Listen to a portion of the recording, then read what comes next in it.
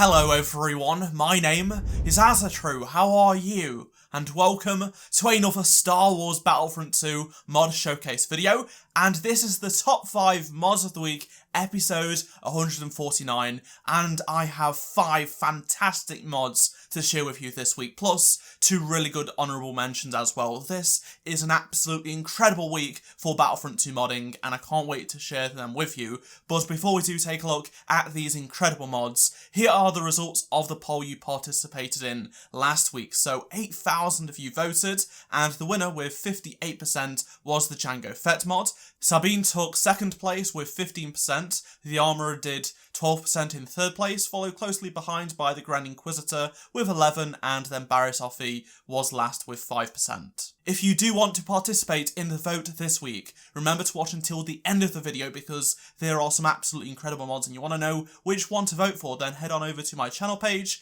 go to the community tab, and the poll will be there. Moving on to the mods from this week, starting with an honourable mention, which is the Grogu mod from Nanobuds. So this mod imports the Fortnite version of Grogu, which was recently added to that game, into Battlefront 2, replacing BB-8. Nanobuds did create a custom version of Grogu a long time ago, but this is an official model which was approved by Lucasfilm and stuff and definitely looks better, and even though it is in the Fortnite art style, it's still decent and works quite well. You do have the cradle and stuff like that, and it looks really, really good. It does include custom sound effects for the emotes and in-game voice lines. There is also a custom portrait image for the respawn and collection menus as well. The next honourable mention is a custom mesh imported Commander Wolf mod from Devereux. So this replaces both of the young Lando appearances with 2 different variants of Wolf. So you have one with his iconic helmet on and one without his helmet, so you do get the clone trooper face. So that's great if you do want to play with Wolf as a hero, but what if you want to play with him in instant action in the prequel era? Well, it actually replaces the default Phase 1 and Phase 2 ARC Trooper skins with these 2 variants of Wolf, so that's great to see. Now for the top 5 countdown, and kicking things off this week in 5th place is a mod a lot of people have wanted, and it is the Battle Damaged Phasma mods from Mank Demery.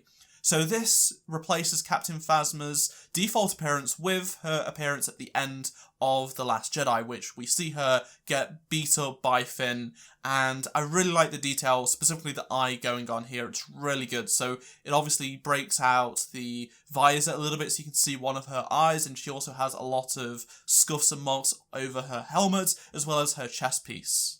It also has a completely modified cape as well, so it has a lot of rips and tears around it, which really adds to it. I really do like how this looks. And all of the textures of the base mesh have been completely redone, the 2K resolution, and they do look pretty good. I really like how this has turned out. And to go with this, there is a custom portrait image as well for the collection and respawn menus. In 4th place this week, we have the Coruscant mod from Daz Assassin, Bogle Snips, River, Grelwar, and Flannelman. This replaces Bespin in multiplayer and arcade with an Imperial run Coruscant. It's still a work in progress, this is not final, it is going to continue to get updates in the future to make it better, but it is a really good start and I like it. Let's start with the UI first, because in the arcade selection menu you can see that Coruscant Slums is the title with some description changes, and the planet has been changed on the right hand side to be Coruscant. The loading screen also has text edits and a custom image as well. Now, as you can see, even though the lighting is not perfect despite the limitations of Battlefront 2, it actually works quite well, specifically in the dark areas, and the mood of the map is quite well done. It definitely changes the atmosphere of Bespin. But the big deal here is the skybox, which, as you can see, has been replaced with the Coruscant skyline, and it looks really good, to be honest. When you're not really focusing on it, and it's just the backdrop of when you're playing the game, it really kind of does feel like you're on Coruscant. You forget that you're in Bespin. I like how a lot of the orange glass has been replaced with the Imperial logo. It definitely gives a lot of different feel to the location. The colour of props such as furniture, like these benches, have been retextured with a red paint job, and they do look good. The TIE Bomber replaces the Slave one on the landing pad. And I think my favourite location of this entire map is this part here, and it's just got these like neon colours, it's got the bluish purple, you've got the red props. It really does kind of feel like it's a Coruscant location. There is a few glitches with the lighting and such you can see here. It doesn't really work very well, but it doesn't really take away too much from the experience. It's only in certain places. It shouldn't stop you from downloading and testing out this mod and playing on Coruscant in Battlefront 2. The Cloud City police ships have been replaced with TIE fighters, and if you use the jetpack glitch that is in arcade for Boba Fett's jetpack, you can just fly all the way out to the Bespin platforms, which is far away from the actual map, and I just kept on going, and you can get closer to the skybox and take some nice pictures. In the third place this week, we have another mod from Nanobuds, and he is famous for doing his incredible Vader mod, and he is back with yet another Darth Vader mod, and this is the Mustafar Scrapyard Vader. In a recent issue, specifically issue 7 of the Vader comic series, Darth Vader has this appearance, and it's pretty epic, but I never thought we'd see it in Battlefront 2 as a mod, but Nanobuds, along with Surmi and Sorox, have created this, and I really do like it.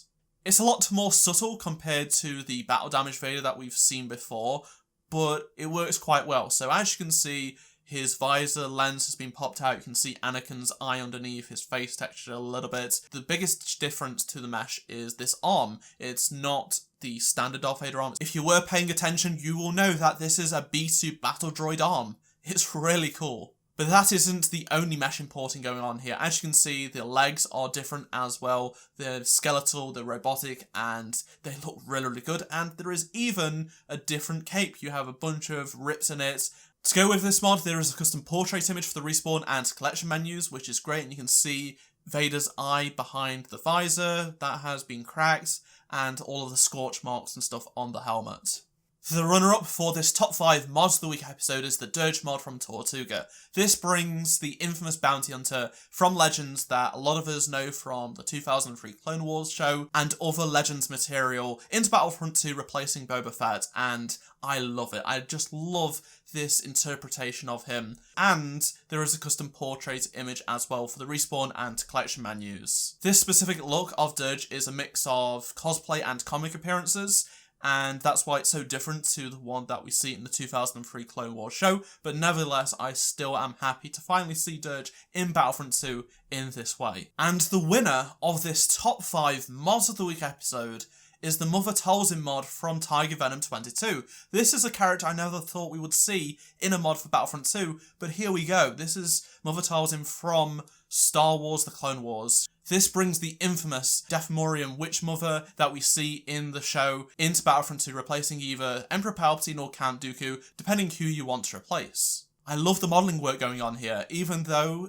the Clone Wars is a completely different art style, it works quite well and it's represented very, very well in this mod. You have 2 options to choose from, a 2K version or a 4K version, depending what your computer can handle. And of course there is 2 optional files to choose from, whether it be the Dooku or Emperor Palpatine replacements. With Dooku you have a custom lightsaber hilt, and the blade is a green lightsaber with Kylo Ren's unstable effects, which is really cool. Now, as for his lightning ability and Palpatine's lightning abilities, it's all green, which look amazing. It works so well with this character. But it doesn't stop there. There is a lot of other additional features of this mod, which adds to the reason why it is the top mod for this week. So it has a custom portrait image for the respawn and collection menus, but it also has custom voice lines for emotes and in-game voice chatter. Where one sees failure, others see opportunity. I am a sinful witch, not worth the trouble or attention of the great Jedi Order. We will survive.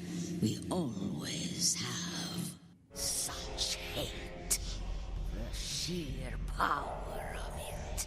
There is also custom intro and outro music, along with custom UI tweaks, so you can see that the text has been completely changed. All of this in total is absolutely fantastic as a great package. This week has definitely been one of the best mod weeks we've had in a long time, but it was a tough choice between Dirge and Mother Talzin, but these two, very unique characters, and it's really cool to finally see them in Battlefront 2. Remember to let me know down in the comment section below which mods were your favourite this week, or go to the community tab on my channel page to vote in the poll. And if you do want to download any of these mods, there are links to every single one of them down in the description below, so you can go check them out. And remember, the game is free on Epic Games right now, so you have no excuse to not get this game and mods. Just go download the game for free if you haven't got it already and check out these mods. If you did enjoy this video, please do subscribe and turn notifications on so you don't miss future Star Wars Battlefront 2 mod videos from me. And if you did enjoy this video, please do drop a like to support the channel. And check out any of the 2 previous videos on the screen if you did miss them. So that's all from me. Thank you so much for watching, and I shall see you in my next Star Wars Battlefront 2 video. Goodbye.